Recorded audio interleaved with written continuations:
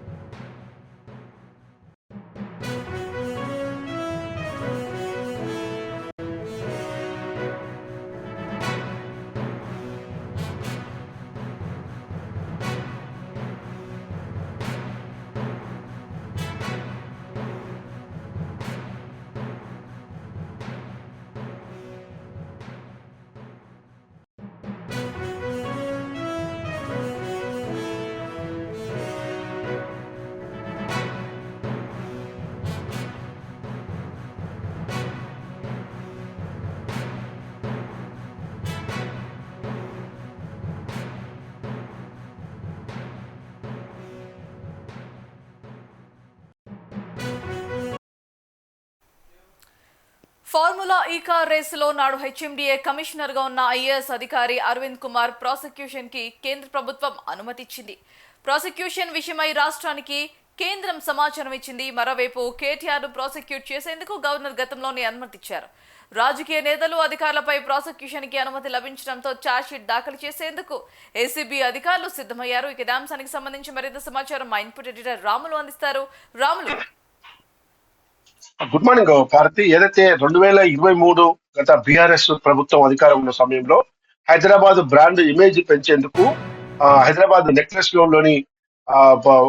Road లో formula ఈ car race పేరుతో కార్ రేసింగ్ నిర్వహించింది. అప్పుడు మున్సిపల్ అడ్మినిస్ట్రేషన్ శాఖ మంత్రిగా కేటీఆర్, అదేవిధంగా హెచ్ఎండిఏ కమిషనర్ గా అరవింద్ కుమార్, అదేవిధంగా హెచ్ఎండిఏ శాఖలో ఇంజనీర్ గా బిఎల్ఎన్ రెడ్డి వీళ్ళందరూ కూడా ఉండటంతో ఒకవైపు ఎన్నికల కోడ్ అమల్లో ఉండి ఆర్థిక శాఖ అనుమతి లేకుండా, క్యాబినెట్ అనుమతి లేకుండా 55 కోట్ల రూపాయలు విదేశీ సంస్థలకు కట్టబెట్టడాన్ని ఇది ప్రస్తుత కాంగ్రెస్ ప్రభుత్వం తీవ్రంగా పరిగణించింది. ఇందులో 55 కోట్లు పెద్ద ఎత్తున స్కామ్ జరిగిందని చెప్పి ఆరోపిస్తూ కాంగ్రెస్ పార్టీ ముఖ్యమంత్రి రేవంత్ రెడ్డి దీనిపైన విచారణకు ఆదేశించడం జరిగింది. ఈ నేపథ్యంలో ఏసీబీ మరియు ఈడీ ఇప్పటికే కేటీఆర్ ను, అరవింద్ కుమార్ ను, బిఎల్ఎన్ రెడ్డి ముగ్గురిని కూడా ఇప్పటికే వైపు ఏసీబీ, మరోవైపు ఈడీ సంస్థలు పలుమార్లు విచారించడం జరిగింది. అయితే ఇప్పుడు తాజాగా ఐఏఎస్ అధికారిగా ఉన్న అరవింద్ కుమార్ ను ప్రాసిక్యూట్ చేసేందుకు ప్రస్తుత ప్రభుత్వ ప్రధాన కార్యదర్శి రామకృష్ణారావు కేంద్రానికి గతంలోనే లేఖ రాయడం జరిగింది. ఈ లేఖకు స్పందించిన కేంద్ర సిబ్బంది మరియు శిక్షణ సంస్థ డిఓపిటి అనుమతి కోసం లేఖ రాయడంతో ఈ లేఖను పరిశీలించిన కేంద్రం తాజాగా ప్రభుత్వానికి అరవింద్ కుమార్ ప్రాసిక్యూషన్ కు ఓకే చెప్తూ లేఖ రాసినట్టు కూడా తెలుస్తా ఉంది. ఈ పరిణామంతో ఇప్పుడు ఇప్పటికే కేటీఆర్ A1 గా ఉన్నాడు, అరవింద్ కుమార్ A2 గా ఉన్నాడు. మరికొంతమంది ఇందులో అవినీతి పేరుతో కేసులో కూడా విచారణ ఎదుర్కొంటారు.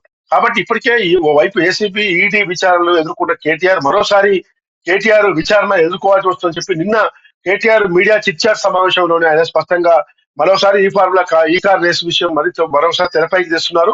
ఈ విధంగా డైవర్షన్ పాలిటిక్స్ చేసేందుకే ముఖ్యమంత్రి రేవంత్ రెడ్డి ఇలాంటి ప్రయత్నాలు చేస్తున్నారు. అసలు ఆ కేసు సంబంధించిన విషయంలో నన్ను ఏం చేయలేరని కూడా ఆయన నిన్న మీడియా ప్రతినిధితో చిట్చాట్ కూడా చేయడం జరిగింది. ఆ నేపథ్యంలో నిన్న సాయంత్రం ఐఏఎస్ అరవింద్ కుమార్ ప్రాసిక్యూషన్ కు ఓకే చెప్తూ డిఓపిటి ఓకే చెప్పినట్టు మీడియాకు సమాచారం వచ్చింది. ఈ నేపథ్యంలో వైపు ఫెమా మరియు మనీ లాండరింగ్ పాల్పడ్డారని చెప్పి ఈడీ కూడా విచారించింది.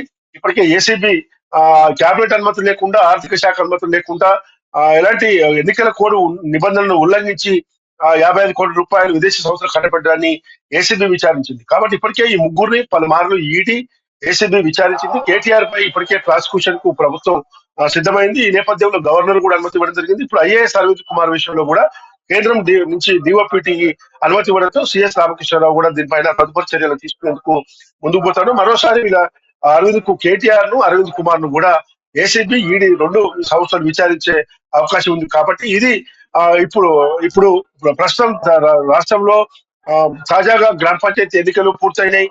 మొన్ననే మున్సిపల్ ఎన్నికల ఫలితాలు వచ్చినాయి. ఇప్పటికే మున్సిపల్ చైర్మన్ల, వైస్ చైర్మన్లు, మేయర్లు, డిప్యూటీ మేయర్ల ప్రక్రియ రేపు 16వ తేదీన జరగాల్సి ఉంది.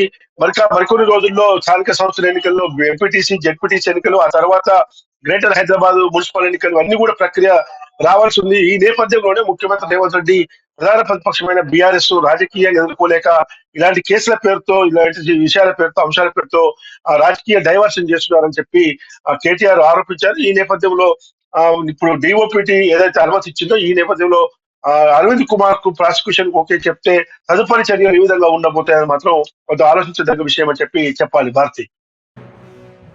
ఐఏఎస్ అధికారిపై ఇలాంటి తీవ్రమైన ఆరోపణలు రావడం సివిల్ సర్వీసెస్ నైతికతపై ఎలాంటి ప్రభావం చూపే అవకాశాలు ఉన్నాయంటారు?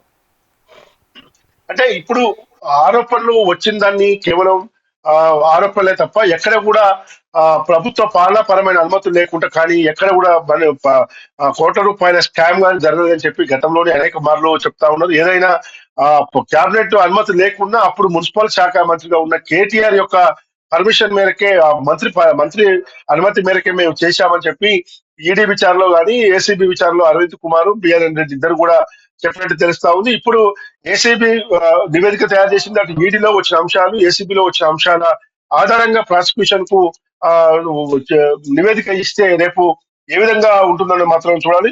కాబట్టి రేపు కోర్టులో ఛార్జ్ షీట్ దాఖలు చేసినాక దీన్ని ఏ విధంగా ఎదుర్కొంటారో ఐఏఎస్ అధికారిగా ఉన్న అరవింద్ కుమార్ ఇప్పటికే ప్రభుత్వ సంస్థల్లో చాలా కీలక అధికారిగా ఉన్నారు. ముఖ్యమంత్రి రేవంత్ రెడ్డి ప్రభుత్వంలో కూడా ఆయన అనేక విషయాల్లో కూడా ఆయన ముఖ్యమంత్రితో అనేక విషయాల్లో కూడా చర్చించుకుంటున్నారు, అనేక విషయాలు షేర్ చేసుకుంటున్నారు. కాబట్టి ఇప్పుడు అరవింద్ కుమార్ విషయంలో ఐఏఎస్ మొత్తం కూడా సివిల్ సర్వీసెస్ లో ఎలాంటి ప్రభావం చూడబోతుంది, ఇంకా మిగతా కాళేశ్వరం కమిషన్ విషయంలో కానీ, పవర్ ప్లాంట్ ప్రాజెక్టుల విషయంలో కానీ ఇప్పటికే ఐఏఎస్ లు, ఐపీఎస్ చాలా మంది విచారణ చుట్టూ తిరుగుతా ఉన్నారు. కాబట్టి మొత్తం కూడా రాష్ట్ర ప్రభుత్వం ఈ ఐఏఎస్ అధికారుల పైన, తర్వాత ఐపీఎస్ అధికారుల పైన భవిష్యత్తులో తగు జాగ్రత్తలు ఏం తీసుకుంటున్నారు మాత్రం చర్చ జరుగుతుంది. Right, Ramlu, thanks for the update.